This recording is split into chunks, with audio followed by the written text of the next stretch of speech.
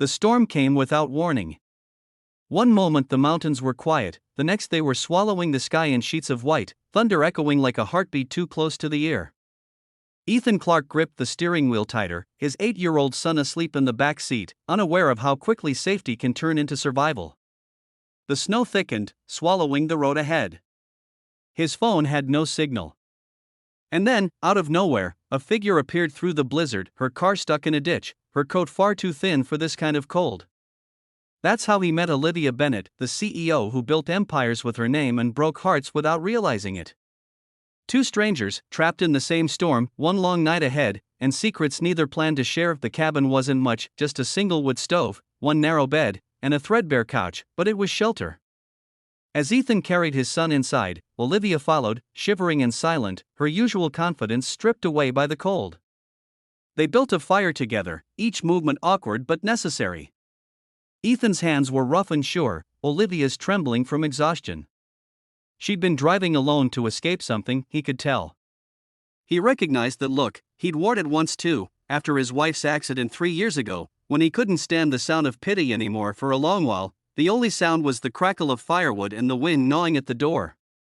Ethan wrapped his son in a blanket, then looked up to find Olivia watching him with something that wasn't quite curiosity, maybe envy, maybe longing. "He's lucky," she said softly. "To have you." He gave a half smile. "Most days I feel like I'm barely holding it together." They talked in fragments about her company, his carpentry business, the storm, and the strange way time slows down when you have no control over it. When the fire began to die, Olivia's teeth chattered so hard she could barely speak. He offered her the couch. She refused. He insisted. But when the cold began biting through the walls, and she was still shaking, she hesitated near the bed where he lay beside his son. Her voice was barely above a whisper when she said, "Can I slip under your blanket? Just to stay warm." The moment hung between them, delicate, uncertain, dangerous. Ethan nodded. She slid in slowly, careful not to disturb the boy, her breath trembling in the dark. He could feel her heartbeat, fast and uneven, as though she wasn't used to being this close to anyone. For a few minutes, neither spoke. And then, she exhaled, the sound of someone finally letting go. When morning came, the storm had buried everything in silence. The road was gone. They were still trapped. Ethan brewed coffee from the cabin's rusty pot, while his son made a game out of drawing shapes in the fogged-up windows. Olivia watched them, her expression softening in ways she probably didn't even notice.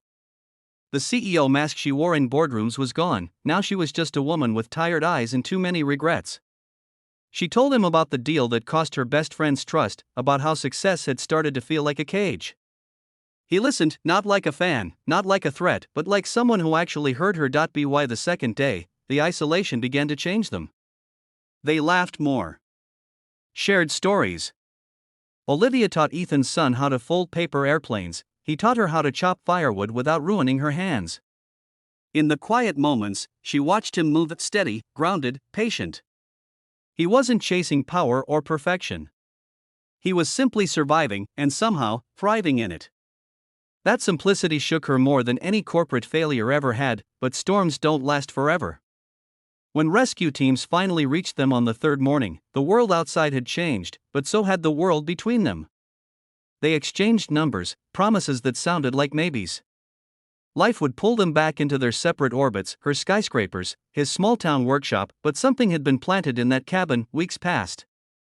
Olivia returned to her glass office overlooking the city, but the sound of the wind that night wouldn't leave her. She found herself looking for reasons to visit that mountain town. When she finally did, under the excuse of sponsoring a local project, Ethan was there, same calm eyes, same quiet warmth. His son ran to her, calling her name like an old friend. Standing there, surrounded by snow and sunlight, Olivia realized that the cabin hadn't been an accident.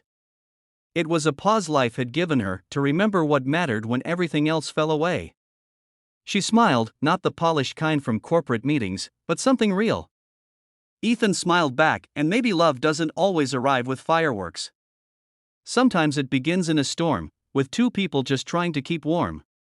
Sometimes, all it takes is a whisper, soft, scared, and human, to change everything. That night, as they stood together watching the sun sink behind the mountains, Olivia leaned closer and said quietly, funny how one storm can bring peace you've been chasing for years. Ethan took her hand, his voice low.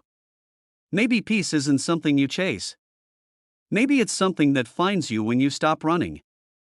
And as the snow began to fall again, they didn't move. Two souls who had once been lost, now finally found, not by luck, but by the simple courage of being honest in the dark.